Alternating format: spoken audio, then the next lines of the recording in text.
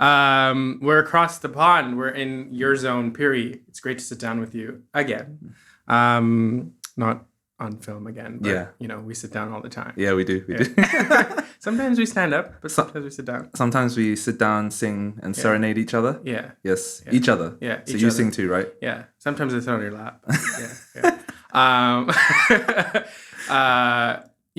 I'm in your country now. You were in my country for a bit. Yes. Why were you in Canada? Good question. I initially didn't know. I kind of just wanted to take a break from life. I was getting to the age where I was just like, I don't really know what I want to do with life. I didn't know who I was. You want to find yourself. I went through soul searching and deep into my soul. Deep. Yeah, just go Deep. Yeah. Deep soul searching. Yeah. A bit of ASMR. Yeah. So like I just kind of wanted to figure out where I was and what I wanted to do in terms of the future. And also it was a great opportunity for me to kind of work on music as well. So I met a lot of people out there, and I just kind of packed my bags and trying to sort out a job for myself there as well. So I wasn't kind of out of pocket during the entire 2 years that I was there for. Yeah. So it was a very, very good experience, but it was more, it was more kind of that rather than trying to find opportunities. It was definitely more kind of finding myself. Yeah. Did you do anything musically there? Yeah. So you're gonna laugh, but I did a couple shows, and the reason you're gonna laugh is because I did the Ayyappan temple shows. I mean, that's high up there on the list of shows to do. So I did a couple of those, and then Screw Glastonbury. It's about Ayyappan. that was the deep soul searching part. Right? Went to Ayyappan for help. Nice. No, so like I did a few kind of formals and stuff as well. Yeah. But I think what I ended up finding out was that shows and stuff are great, and it's a great way for you to kind of get your name out there. But as an artist, I wanted to kind of creatively think about where my music was going. So in that time, I met amazing producers, one of them being Kiwi on a Wave, who's part of Tooza Company. And he kind of, myself and him, we kind of worked on a couple original tracks, which are currently out on Spotify, iTunes, a little bit of self-promotion. Plug it. Yeah.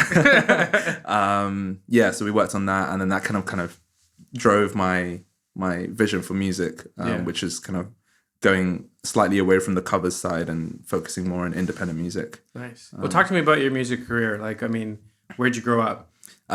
Grow up? Yeah. I mean, you're not growing London. up. London, I know, but where in London? We're all in London. I grew up in a place called Willesden Green. Is that northwest? Northwest, Northwest London.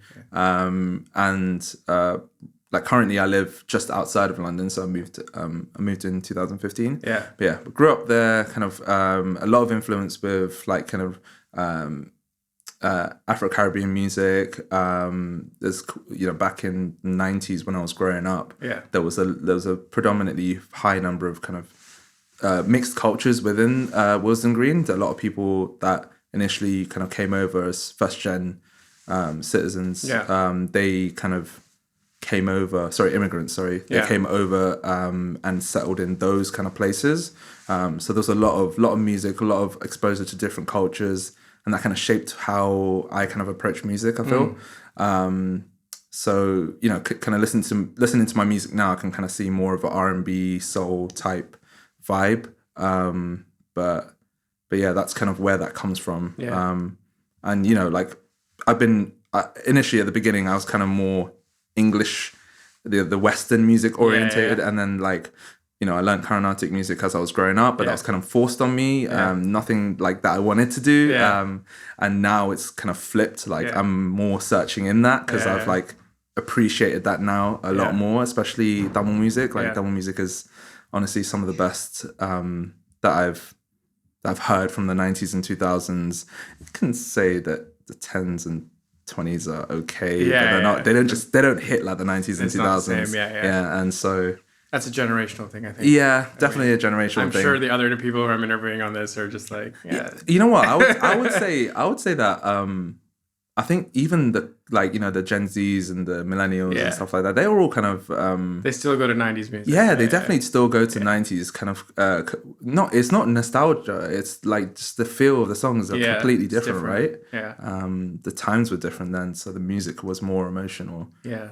Whereas everything's a bit more like boom clap, boom clap. Yeah. But yeah. How do you find sort of mixing those two things in your music? Do you feel like you're balanced? Do you feel like it just works in different ways in terms of one comes and one goes? Or I think it's always going to be quite hard to mix, like Western music to Eastern, especially when it comes to like classical Carnatic music and stuff like that. Like it's about finding enough to satisfy yourself, but also the people that are listening as well. Because ultimately, the music that we put out there, it is stuff that we're proud of, like as creatives, or anything we put out as creatives. But like we do have to consider the audience as well that you're catering towards, right? And I think when you have been doing music for for the amount of time that I've been doing music, you kind of go through testing phases and you kind of figure out what you're doing. So for me, I kind of I found a balance. I think I found a balance now. It might change after, but I think I found a balance in terms of how to bring in the Western element into Eastern, because I really like Carnatic music. I love Tamil music, and I want to bring the Western side in so that that not only appeals to some of the older generation, but also the new the current youngers that are maybe dissociating from Tamil music, because there's so much great Western music, right? And the cultures are kind of changing in that way. When you actually create, do you find yourself creating for audiences, or do you create for yourself, or do you think it's like a mix of both depending on the song? Yeah, definitely a mix of both. I think there's definitely projects out there where I want to be doing stuff for myself, and I feel that you kind of have to be selfish in that kind of aspect, in terms of like putting stuff out there. I think Sid Sriram is a great example of a kind of catering towards the market that he's built, but also doing stuff that he wants to do. And you can see that on his Insta page, with the amount of things that he puts that he loves, there's so much emotion and stuff put into it. We may not connect with it, but that's valuable for him. And the same way that kind of he then also goes into the movie scene, Tamil movie scene, and Telugu, Malayalam, but does the song, and that blows up, and people love that, right? And that's what they're kind of following him for. But I think there's the whether we're catering for the 80% that love the Tamil music or the 20% that love his original music, like artists can do whatever they want. I think in that aspect. So creatives, do whatever you want. Like I think the main thing is just making sure that the stuff that you put out is balanced, more than anything. I've heard that a lot in the conversations we've had over this, in terms of doing things for yourself musically as well, and sort of balancing that out with what you put out for audiences. And what kind of, I think the pressure for creators now is online, right? So you're constantly looking to put out stuff right away to make sure you're getting that hit, you're getting those views, you're getting the following, whatever that might be, to build, your career in music. So how's that journey been for you online? And has there been, just in general, how do you feel about the online world and how your music translates online? Yeah, I think it's been a very, very long journey, right? So it's been I think I started singing, I went to some event, if I'm correct, it's something called MedLink, where you kind of have a precursor to trying to see whether you want to go to medicine or not. It's like a trial period, and it's just like a week-long, I think it's a week-long course that you go on, and your school gives you time off of that if you're going on MedLink. This is in high school? Yes, in high school, yeah. So just before kind of you go into, I think it's around about 16, so it's just before we go into uni around 18.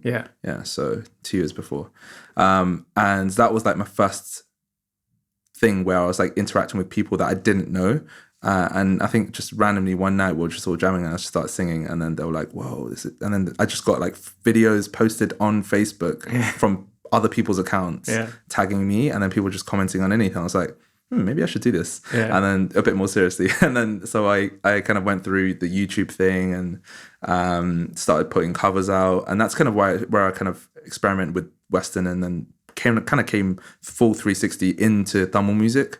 Like the Western English music is definitely very saturated. Yeah. Very, very saturated, right? So it didn't work for me. Yeah. And that's kind of where I was like, what can I do? Like, what can I do to just appeal to people? And that's kind of where I went, wait, I've got a great culture behind me. What the hell? Why am I not tapping into this? Yes, just started listening to songs again. And I think that was a time that like from Vanakkam Chennai, the song Open Nipane came out from Anirudh. Yeah. So when he put that song out, I was like, this is a banger. This is the kind of music that is bridging the gap between Western and Eastern. So it's a generally, if you look at the song structure, it's a very Eastern E track, but it's Western. Like it's going to appeal to that like commercial market, right? So then I did a cover of that, and then and then Anirudh shared it, that kind of thing, and then that kind of blew. That's kind of where it started for me. And from there, it's just been kind of testing things out, trialing things out, and it got to a point where I was like, oh, I can't be doing covers all the time. Like I need to do something that satisfies me. I know I'm doing this now to satisfy other people. I need to get that balance back. So that's kind of what we were talking about, the whole trying to balance the me versus the audience. And honestly, it was just, it's been such a great time, like just the experience as well. It's been a lot of highs, a lot of lows, but a lot of kind of self-discovery, a deep soul searching. Deep. Within music, deep soul searching. If you do the S is actually soul. Yeah, there we go. Searching. Yeah. And that hit. Lockdown and sort of whatever the fuck has been going on for the last year and a half. Yeah. How has that been for you creatively? I mean, this is a lockdown baby, I assume. Jamspot in general is a massive project. Yeah. But you're also putting out daily covers, amongst other things. How has that been for you musically and creatively? Let's just say I don't have a social life right now. So, and I think that's kind of the sacrifice I'm more than happy to make. And I know there's a lot of friends and stuff that may get upset, but I think most of my friends are very, very understanding of the situation that I'm putting myself in willingly. And Jamspot, although I am an artist on Jamspot, I am one of the producers of this movement. And it's been a lot. Musically, we've just been doing a lot of stuff, and the artists on here are incredible.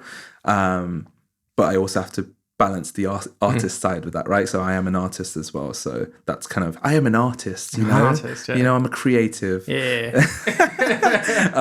so like that's kind of the thing. It's like do you really want to do this, and does this mean a lot to you? If you do, sacrifices need to be made. Lockdown has actually been great for me musically. I think others are maybe less fortunate because they don't have facilities such as the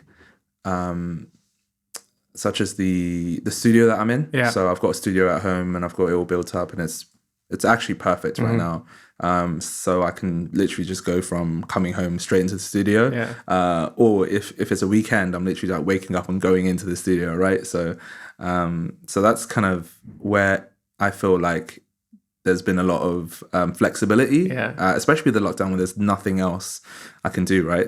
I can't really go out and do anything else. Well, it's been going to work, then working out, and then going to the studio. So trying to keep working out, posting those workout thirst traps on your stories. Follow me on Instagram for that. If you don't want to follow him for the music, follow him for the push-ups. Everybody's been singing your praises around producing this and producing the tracks, and doing both. I mean, you're doing your own song obviously, and also producing all the other tracks and making sure that everybody else shows up as good as you do. How has that been like for you? Have you done anything like this before? What's that? No. honestly, this is the first time. And when I got kind of approached regarding the project, I was enthusiastic, and I was super happy about, you know, kind of everything that was being put in place in this movement as well. I went in with, yes, I can do it. In my mind, I was like, I don't have a clue how I'm going to do this. But thankfully, all the artists that are on Jamspot are absolutely like super talented and incredible to work with, malleable, like they're flexible. It's just like, I don't think I could have asked for anything different in terms of how it's turned out. And a great thing, kind of important thing that you said was also, or, you know, stated, was that basically I wanted to make sure that they're equally as, you know, the track that I have is equally as good as theirs, which was always in the back of my mind. I don't want people to then think, oh, it's his track, so he's made it sound 300 times better. It's definitely something that you need to think about in the back of your head as, like, you know, not being biased between artists as well. So yeah, that's kind of the main thing that I was concerned about throughout the entire process, just keeping that balance and making sure that, you know, every single track was top notch. And I'm at the point where I'm like, yes, every single track is top notch. There's definite bangers. I think they're all bangers. But there's, I mean, obviously everybody has their own favorites. Right. I'm just like, I know a few favorites that aren't yours. So I'm like, okay, these ones are going to like go off. So you've definitely done that, I think. And based on the interviews that we've done already, everybody's been like, it's been an incredible experience. So congrats on that. Yeah. Where do you see Jamspot going? I think it's very difficult to kind of see where that would be right now because of, you know, the COVID situation and how cases are going, and, you know, those kind of limitations that we've been kind of struggling through trying to set this all up. You know, there was a moment in time maybe about 2 weeks ago, like, will we really be able to do this? We don't know, like we didn't know. And I think it's just kind of keeping the positive mindset, but also just being realistic as well.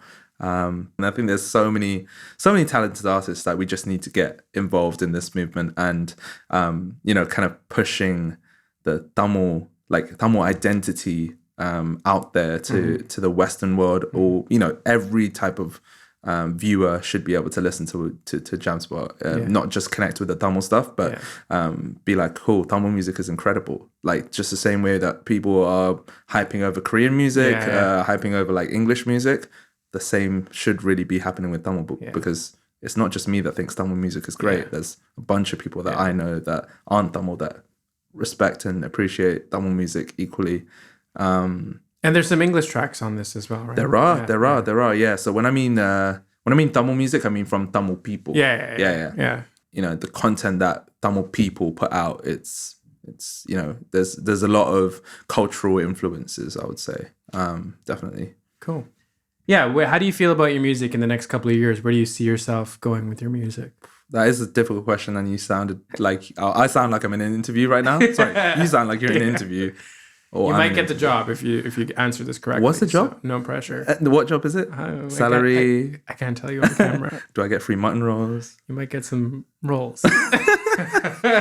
Jamspot is honestly a big focus for me. You know, kind of seeing this day turn out how it has. Well, you know, it's just been incredible, and I think that is definitely I'm trying to push for, but there is a balance aspect as well. As I said, I want to develop myself as an artist, not just kind of whatever's been going on with Jamspot. So I definitely see myself putting more original tracks out, and ultimately that's the kind of vibe I want to go with. More original content, things to satisfy people as well, like the audience. I don't just want to do the originals, I want to do covers as well. You know, one may blow up more than the other, but that's the thing I said, like the balance is the most key part of it. And I think that's kind of where I see myself in the next 5 years.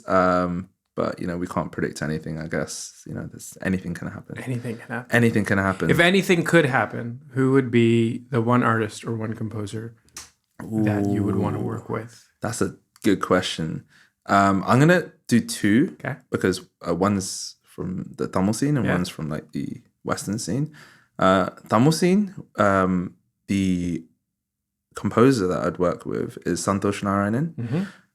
Absolutely incredible. Like he's just a genius in terms of how he composes tracks and stuff. Very, very out there, and it's something that I have I've connected with because it is that whole Western meets Eastern. But he isn't just making like R&B songs. He's going jazzy, he's going bluesy, like, you know, he's pulling all the kind of musical influences, which is amazing. Like, I just love that tie that's happening. And, you know, artist-wise in the Tamil scene, I'm going to say four. Artist-wise in the Tamil scene, Pradeep Kumar, amazing singer.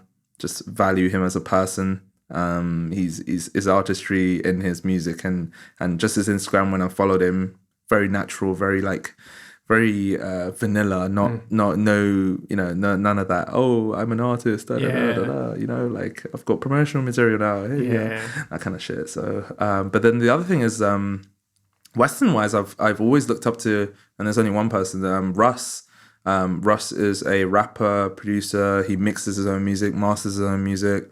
So all of that stuff he does under his own hat, I think, and or own roof. And I think that I can appreciate, because I think that's where kind of artistry needs to go, and that's where we need to be kind of a master of all of our trades within our creative fields. So as a musician, I want to be able to, doing what I'm doing at Jamspot, do for myself, right? So produce my music, write my music, mix my music, master my music, because I think that's how we can all efficiently put content out there quicker than, you know, collaborating is important. I know that, but when you can create your own stuff yourself, who's limiting you? Who's stopping you, right? Yeah.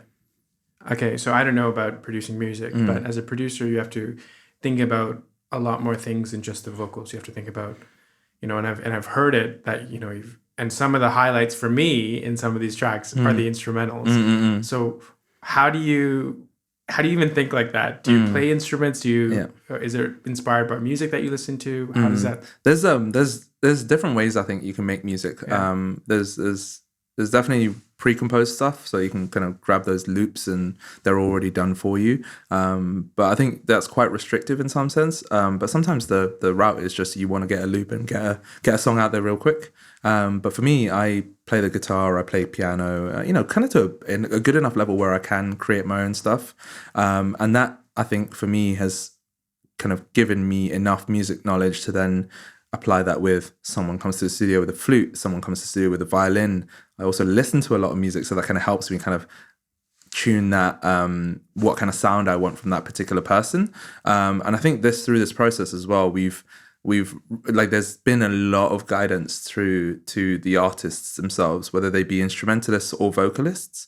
The artists have got a lot of guidance from me, and I think that's more to do with my satisfaction of the track itself, because I am producing it, right? Whether they're coming on as instrumentalists, like, they come with ideas, I come with ideas, we fuse, and then there's this beautiful thing that comes out. And that's the best part of it, I think.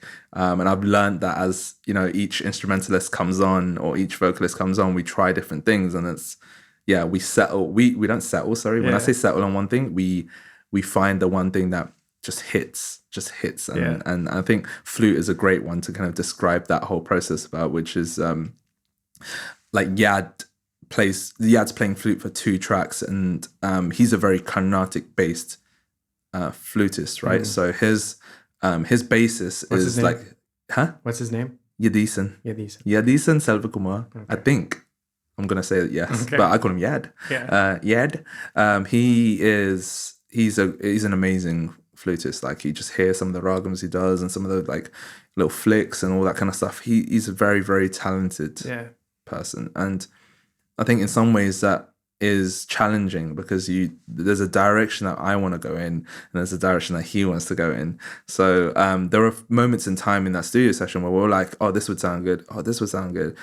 We literally just had to put it down and play and see if it worked, because both ideas were great, but one of them worked and one of them didn't, or the fusion worked, right? So that was kind of like the thing that I learned throughout this entire process. And I think going forward, I think that's definitely the way I want to go with this. Like, I want to be able to not have the artist and dictate what I'm like, you know, not have the artist in the studio, and dictate what I want to do. I kind of want ideas to sprout, and the studio honestly is a great space for that because it just puts people in the zone. I have a nice hue light as well system, so I don't know if anyone knows, but Philips Hue, they do like a remote app with the lights and stuff. You can change them different colors, and we get nice. I have that in my bedroom. Yeah, I have one in my bed too. I think the instrumentals, like they really stand out in all of the covers, right? We have the violins and Sahi's, the flute in yours. What else was there? In Pritz, there's Midushan and the Garam, and then we have sitar as well. The sitar as well, which is like crazy because they're all like 2-3 minute long covers, but there's still elements that surprise you, and I think that's what people kind of miss from stage performances as well. Right, we talk about the variations of when we go to see SBB, or rest in peace, or anybody singing their own songs. We're looking for that variation. And we're looking for that difference from the track that we hear all the time. And I think that's what people are really going to love about your jamspot covers. 100%. Cool. I think that's it. I think we've got everything we want. But thank you so much for this time, and good luck to you with jamspot. And hopefully, when you do it in another country, you're going to fly me out too, and we'll just take over the world.